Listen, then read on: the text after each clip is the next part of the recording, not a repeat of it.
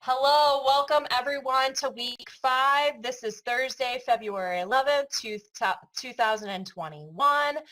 For our virtual listeners, here we have our page where you can set up everything. I know our live participants logged in a couple minutes early as recommended, so we are going to go on. Virtual participants, if you need to pause this screen to get everything set up, please do so. Next, we have our quality check. This is more for myself to make sure everything is displaying to you guys out there as expected. So you should see the red record button up in the left-hand corner. You should also see the words quality check, and you should also hear me adequately. If you can see and hear me and you see the record button, can you please raise your hand? Excellent. Thank you, Pam. Excellent. Thank you, everyone. So next thing that we want to do is make sure our learning environment is conducive to soaking up this great knowledge this evening. So what I want you to do is go ahead and silence or turn off your cell phone. If you have a space where you can shut the door, put up a do not disturb sign, please do so. We understand that many of us are logging in from home. So if we do hear some furry friends, small children, loved ones, we will go ahead and embrace it. No worries. So next, what we want to do is clear our mind. So this is important, especially because our class is at the end of the day. We've had a lot of stressors probably that have been going on. So let's take a moment to breathe in and breathe out and forget about any thoughts or worries that may be causing us distraction. Excellent. Thank you. So tonight we're going to be using some new technology to engage in this webinar. So as usual, we'll be using our microphone text tools as well as raising our hand, but we have a new tool that we're going to be using called Google Slides. This is going to be a great way to collaborate with your peers in the class. So we'll be using that a couple times. We will also be joining breakout rooms. So I know some of you may be familiar with this if you've taken classes with me before. For those of you are new to this, we'll go ahead and talk about how you can access the breakout rooms. So they're not set up yet. So if you follow these steps, no worries, you're not going to see them yet. But later on in this webinar, I am going to get them set up. So you'll click on the participants icon. You will click under, for this webinar, we are all going to join group 1. For our virtual participants, you will not be able to engage in the breakout rooms, but that's where you'll access our Google Classroom, and I will send that link into the chat momentarily.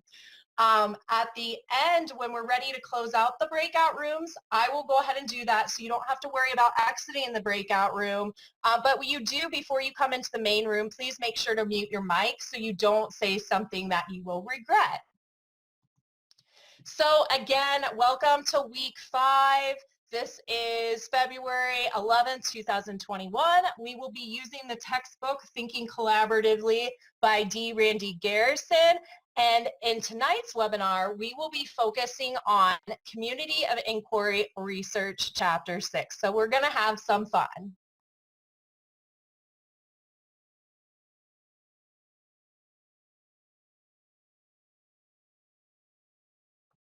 So after tonight's webinar, you should be able to explain the importance of understanding the Community of Inquiry Framework research. You should be able to identify significant research in each of the 3 major components of the Community of Inquiry Framework. You will be able to demonstrate how Community of Inquiry research can promote credibility in implementing collaborative thinking exercises in your discipline. So lots of good information. So let's go ahead and get started. So recent thematic analysis has identified the Community of Inquiry Framework as the most popular research theory for blended education. Why is this significant to us? Well, in the prior 2 classes, we have talked a lot about the importance of blended education and how that can really promote collaborative thinking. So since we know blended education is very significant to us in our discipline, this is why understanding the research behind it is very important. So let's jump into a learning activity. So this is going to be the first time that we're going to utilize our Google Slides, which I'll send you that link in 1 second. So actually, let me go ahead and do that now. Let me jump over. So you should access the link in your chat. So I'm going to send that over. You will see a couple links. So you'll see one for the Google Slides and one for our classroom. Make sure that you're clicking on the Google Slides. So while you're doing that, I'm going to go ahead and share my screen.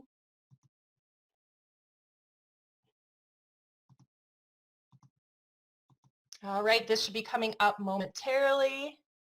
Hopefully you guys can all see this screen. So in this activity, what I want you to do, this is, of course, you know, our community of inquiry framework. I want you to match each of the images to the appropriate construct that you think it belongs with, and also go ahead and match the example indicators with the appropriate construct. I'll give you about 30 seconds to try to do that.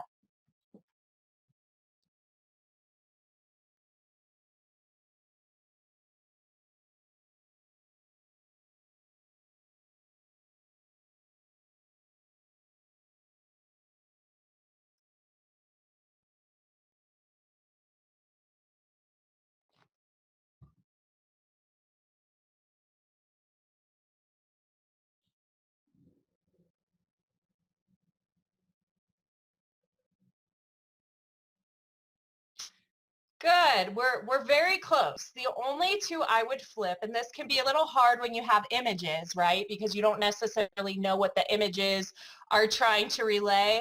I would say the books, I would put that with the teaching as like the content material and setting up the curriculum. So like the books you use for the course.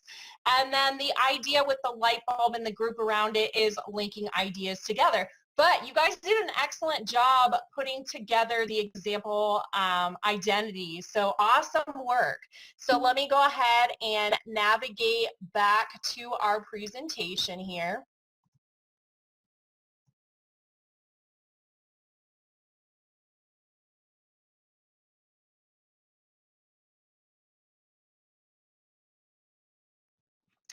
Okay, so now let's talk about each of these constructs. So the social construct has been refined over time. Initially, social construct dealt more with the medium of how to interact with people, so such as like the phone, looking over video conferences, how you would engage in eye contact. Nowadays, when we talk about social presence, what we're really talking about is how groups can identify together and think collaboratively. Research has shown that the more opportunities that students have to engage in a community of discourse and collaborative thinking, the stronger the social presence will be. So our next slide here, we have two images. So I want you to go ahead and grab the whiteboard pointer. Again, if you remember from last time, those tools are going to be up in the left-hand side of your screen. And so for this exercise, I want you to pick the image that represents the group that will promote a stronger social presence. Okay, I have some people say the right-hand side, right-hand side. Okay, it looks like everyone's kind of saying right-hand side. Will someone grab the mic and, you know, explain why do you think it's the side on the right? So it looks like everybody is participating with Twitter, and it looks like they're also participating on social media. We have some people who are agreeing, some people who are disagreeing. So it really looks like there's a lot of really great conversation and bouncing ideas. And it also looks like this is one of those situations where once you're done in the meeting, you can come back and revisit whatever topics. Absolutely. So Danielle, I think that's an excellent interpretation of this. And this is why images can be tricky. I would say I agree with the explanation that you gave. That would be a perfect example of a strong social presence. Now, one person, if they explain this picture, could say, well, in this group, actually, everyone is pretty much forced to agree on one thing. And we do have the individual in the middle there that's disagreeing. Sometimes what can happen with social presence, if the group is engaging in more of a groupthink, which this is kind of where that image is going, it can be really detrimental to social presence because individuals such as the one disagreeing may start to feel disengaged and that they can't share their viewpoint. So actually, one could argue that we really want the image over here on the left, because when we have respectable debating of opinions and we are able to hear different perspectives, we're going to learn more from each other. But Danielle, that's exactly what you were explaining with that first picture. So thank you. Good job. I can tell you read the material. So next thing that we're going to look at is cognitive presence. This is the least debated construct, and this is based on Dewey's reflective thinking and practical inquiry. So cognitive presence promotes student achievement. So what that basically is saying is the more opportunities that students have to engage with one another and have that collaborative discourse, collaborative thinking, the stronger their cognitive presence is going to be. So just like we just discussed in the social construct, where that type of engagement is promoting social presence, it also promotes students' cognitive presence as well. And that's why we can see community of inquiry has that Venn diagram. Because they are interacting with one another. You can't have one without the other. So for this exercise, I want you to grab your whiteboard tools and grab either the shape or draw icon. So here, I want you to circle the pictures that are good examples of learning activities that best promote cognitive presence.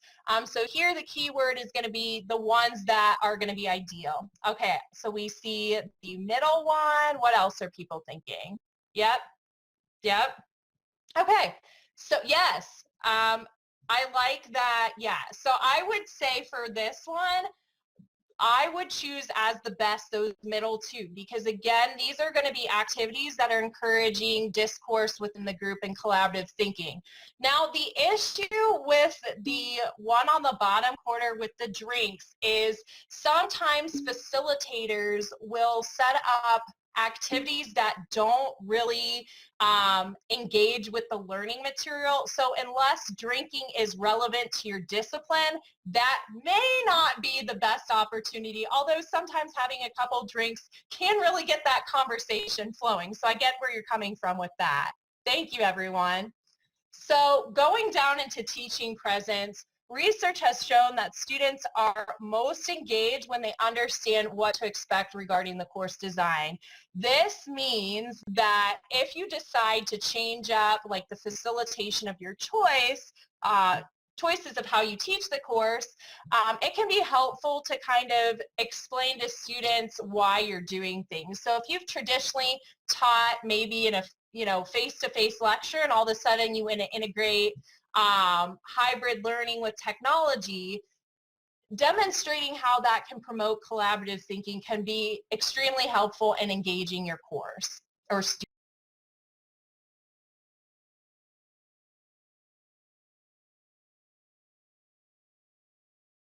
Okay, so we are going to wrap things up with a case study activity. So for this case study activity, we are going to be accessing your Google Slides. So you'll use that same link that you had before.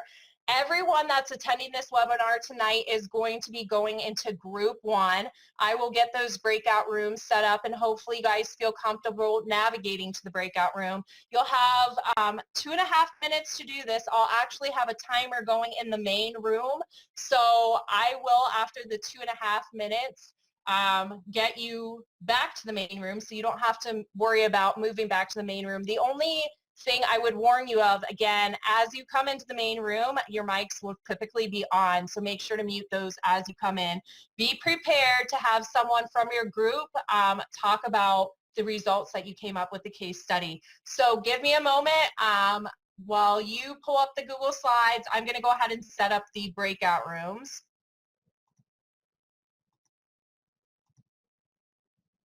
All right, so we have breakout rooms, and I want you to be able to switch.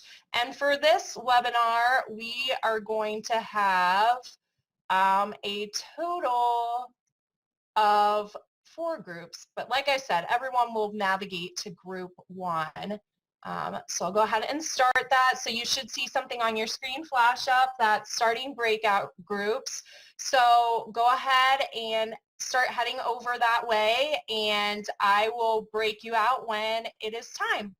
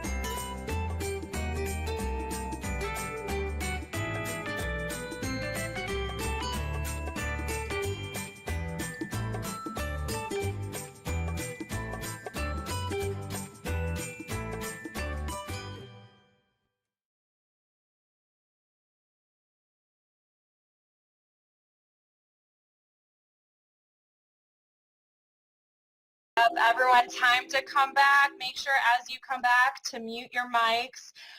As a reminder for our virtual participants, because we are going over the case study now, you will want to pause this video. Make sure you put in your response into our Google Classroom. So, all right, so hopefully you guys, let me go ahead and navigate to our group 1. So if someone wants to jump on the mic and present your thoughts on this case study.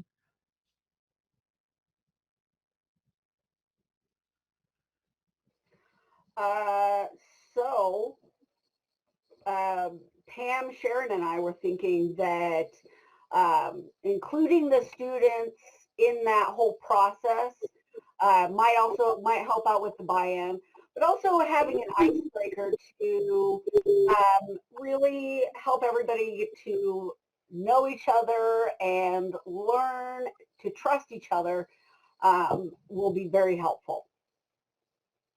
That is a perfect response, Danielle. I love it. Let's give everyone in group 1 a response with an emoji. Thank you. That's excellent work, guys. Yay. All right, so let's go ahead and wrap things up. I'm going to navigate back to our main presentation here. All right, this should be popping up.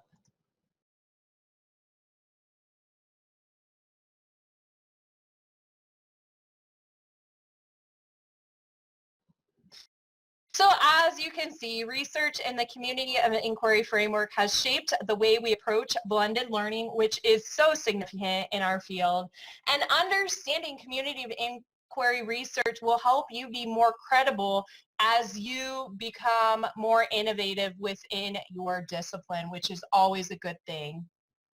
So as usual, I will stay online if anyone has any questions or concerns. For our virtual listeners or even online listeners, I am also accessible in Google Classrooms. And if you want some more fun learning activities and would like to engage with some of our virtual listeners, which I always encourage, please make sure to join our Google Classrooms. Otherwise, thank you so much, participants, for taking the time to view this webinar, and I hope everyone stays safe and has a great day or evening. Bye.